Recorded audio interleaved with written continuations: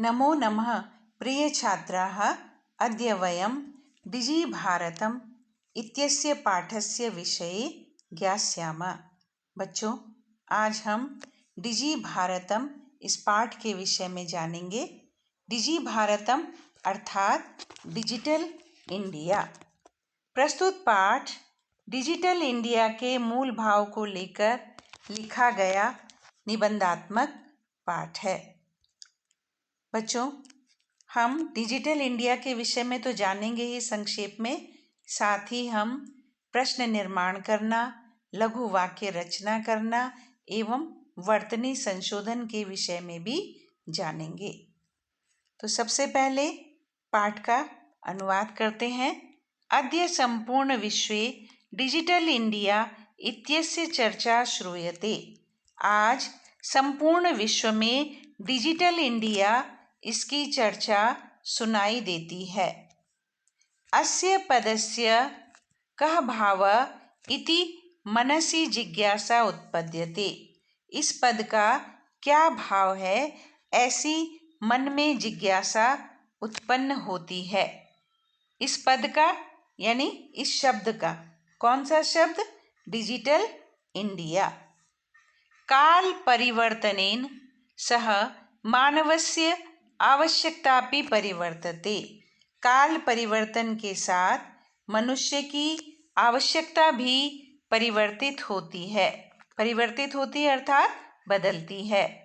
प्राचीन काले ज्ञानस्य आदान प्रदानम मौखिकम आसीत्। प्राचीन काल में ज्ञान का आदान प्रदान मौखिक था। विद्या च श्रुति परंपराया गृह्यते स्म। विद्या श्रुति परंपरा के द्वारा ग्रहण की जाती थी। अर्थात प्राचीन काल में जो ज्ञान का आदान प्रदान होता था वो मौखिक रूप से होता था और विद्या सुनकर के ग्रहण की जाती थी। छात्र शिक्षक से सुनकर विद्या ग्रहण करते थे।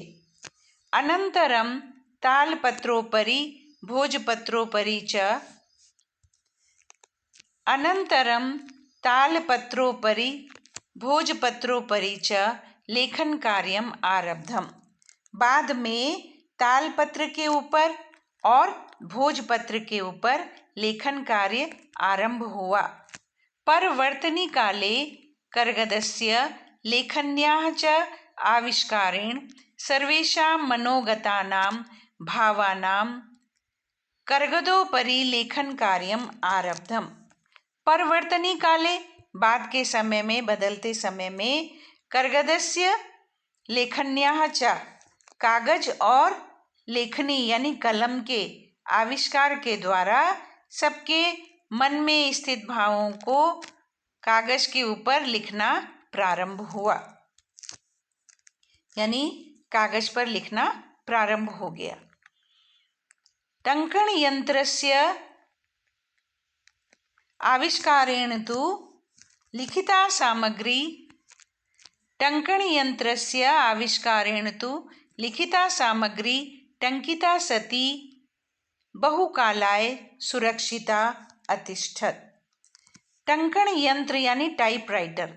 टाइपराइटर के आविष्कार से तो जो लिखी हुई सामग्री थी वो टंकिता सती यानी टाइप होकर बहुकालाय बहुत समय तक के लिए सुरक्षिता अतिष्ठत सुरक्षित रहने लगी। यानी कंप्यूटर से पहले टाइपराइटर का आविष्कार हुआ और जो लिखी हुई सामग्री थी, लिखित सामग्री, वो टाइप करके बहुत दिनों तक सुरक्षित रहने लगी, बहुत समय तक।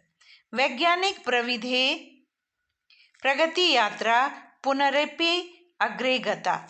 और वैज्ञानिक तकनीकी की जो प्रगति यात्रा थी वो फिर से आगे बढ़ी। वैज्ञानिक तकनीक की जो यात्रा थी वो फिर से आगे बढ़ी। यानी समय परिवर्तन के साथ मनुष्य की आवश्यकता भी बदलती जाती है। अद्य सर्वाणि कार्याणि संगणक नामकेन यंत्रेण साधितानि भवन्ति। आज सारे कार्य संगणक नामक यानी कंप्यूटर को कहते हैं संगणक, तो संगणक नामक यंत्र से सिद्ध हो जाते हैं। यानी सारे कार्य किए जाते हैं कंप्यूटर के माध्यम से। समाचारपत्राणि पुस्तकानि च कंप्यूटर माध्यमेन पठ्यन्ते लिख्यन्ते च। समाचार पत्र और पुस्तकें कंप्यूटर के माध्यम से पढ़े जाते हैं और लिखे भी जाते हैं। कर्गदोद्योगे वृक्षाणाम उपयोगेन वृक्षाः कर्त्यन्ते स्म। कागज के उद्योग में वृक्षों के उपयोग के द्वारा पेड़ काटे जाते थे। जब कागज का उद्योग बहुत अधिक जब प्रचलन हो गया था शुरू में, तो पेड़ बहुत अधिक काटे जाने लगे थे। परम संगणकस्य अधिकाधिक प्रयोगेण वृक्षाणां कर्तने न्यूनता भविष्यति इति विश्वासः। परम किंतु संगणकस्य कंप्यूटर के अधिक से अधिक प्रयोग के द्वारा वृक्षों के कर्तने मने कटाई में न्यूनता भविष्यति कमी होगी इति विश्वास, ऐसा विश्वास है कि कंप्यूटर के अधिक से अधिक प्रयोग के द्वारा वृक्षों की कटाई में कमी आएगी, ऐसा विश्वास है। अनेन पर्यावरण सुरक्षाया दिशि महान उपकारो भविष्यति। इससे पर्यावरण सुरक्षा की दिशा में महान उपकार होगा, यानी पेड़ कम कटेंगे, यानी कंप्यूटर का अधिक से अधिक प्रयोग होगा तो पेड़ कम से कम कटेंगे, और पेड़ कम कटेंगे तो पर्यावरण की सुरक्षा संभव हो सकेगी। तो पर्यावरण की सुरक्षा में बहुत ही महान उपकार होगा। अब बच्चों, ये चित्र यहाँ पर दिए गए हैं। इन चित्रों के आधार पर और ये मंजूषा में शब्द दिए गए हैं, इनके आधार पर लघु वाक्य रचना करनी है। आप इस तरह से वाक्य रचना करेंगे कि किस वाक्य में किस शब्द को भरा जा सकता है, रिक्त स्थान पूर्ति के माध्यम से वाक्य रचना करेंगे। तो पहला वाक्य है, समय परिवर्तनेन सह आवश्यकतापि परिवर्तते। समय परिवर्तन के साथ आवश्यकता भी बदलती है। तो किसकी आवश्यकता बदलती है, हम यहाँ मंजूषा में देखेंगे तो मंजूषा में मानवस्य लिखा है, मनुष्य की, और यहाँ चित्र भी बना है कि मनुष्य की आवश्यकता भी बदल गई है समय परिवर्तन के साथ। दूसरा वाक्य है, अधिकाधिक प्रयोगेण वृक्षाः न कर्त्यन्ते। अधिक से अधिक प्रयोग के द्वारा पेड़ नहीं काटे जाते हैं। तो किसके अधिक से अधिक प्रयोग के द्वारा, कंप्यूटर के। ये कंप्यूटर का चित्र यहाँ पर बना है और कंप्यूटर के लिए शब्द आएगा संगणकस्य। कंप्यूटर के साथ षष्ठी विभक्ति का प्रयोग होगा तो संगणकस्य हो जाएगा। संगणकस्य अधिकाधिक प्रयोगेण वृक्षाः न कर्त्यन्ते। तीसरा वाक्य है, परवर्तिनी काले उपरि लेखन कार्यम आरब्धम। यानी बाद के बदलते समय में लेखन कार्य आरंभ हुआ। किसके ऊपर लिखने का कार्य आरंभ हुआ, तो बाद के समय में पहले तालपत्र भोजपत्र के ऊपर लेखन कार्य आरंभ हुआ। उसके बाद के समय में, बदलते हुए समय में कागज के ऊपर लिखना प्रारंभ हुआ। तो ये कागज का चित्र भी यहाँ पर बना है और कागज की संस्कृत है कर्गदस्य। तो कर्गदस्य उपरि लेख, यहाँ पर आ जाएगा कर्गदस्य। कर्गदस्य उपरि लेखन कार्यम आरब्धम। अगला वाक्य है, प्राचीन काले उपरि, इसको हम काट देंगे, ये गलती से यहाँ पर लिखा गया है। प्राचीन काले उपरि लेखन कार्यम आरब्धम। तो ये तो आपको मालूम ही हो गया है। यहाँ पर चित्र भी दिया है कि प्राचीन काल में किसके ऊपर लिखने का कार्य आरंभ हुआ था, तो भोजपत्र। ये भोजपत्र का चित्र है, भोजपत्रस्य, और यहाँ पर लिखा हुआ भी है भोजपत्रस्य। तो यहाँ पे ऑलरेडी लिख दिया गया है भोजपत्रस्य उपरि लेखन कार्यम् आरब्धम्। अब दूसरा प्रश्न है अशुद्धि संशोधन करना। तो बच्चों यहाँ पर शब्द दिया है और यहाँ पर ऑप्शंस भी दिए गए। तो मौखिकम लिखा है, उच्चारण होता है मौखिकम। तो इसमें से कौन सा सही है? मौखिकम, क्योंकि इसका उच्चारण हम कर रहे हैं तो ये मुखिकम हो रहा है। तो यहाँ पर मौखिकम, शुद्ध वर्तनी है मौखिकम। मौखिकम गलत है और मौखिकम सही है। इसी तरह परिवर्तति, ये अशुद्ध है और यहाँ पर ये दो शब्द दिए गए हैं।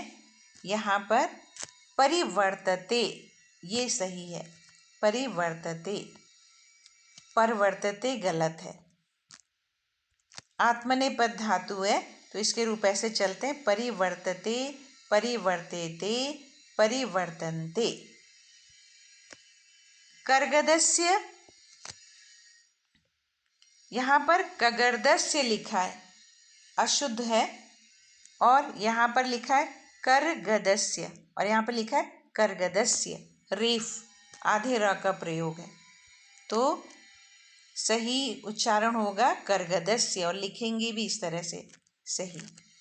लिखनम, लिखनम गलत है और यहाँ पर ये दो शब्द दिए गए, इनमें से हमने चुनना है सही वर्तनी को।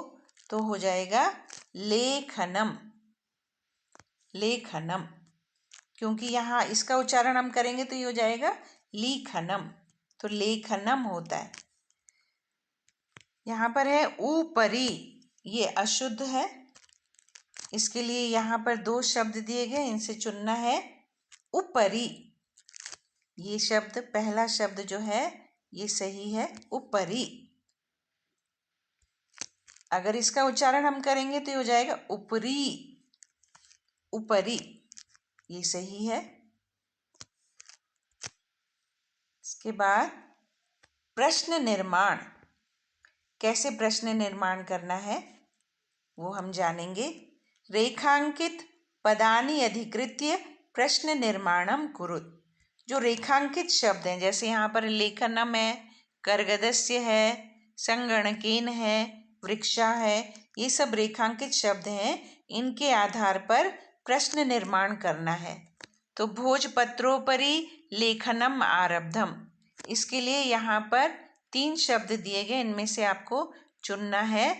तो लेखनम शब्द जो है नपुंसक लिंग है, इसलिए इसके स्थान पर आएगा किम, किम सही है, किम आरब्धम, भोजपत्रोपरि किम आरब्धम, और प्रश्नवाचक चिन्ह का प्रयोग करेंगे। दूसरा प्रश्न बनाएंगे, लेखनार्थम करगदस्य आवश्यकताया अनुभूति न भविष्यति।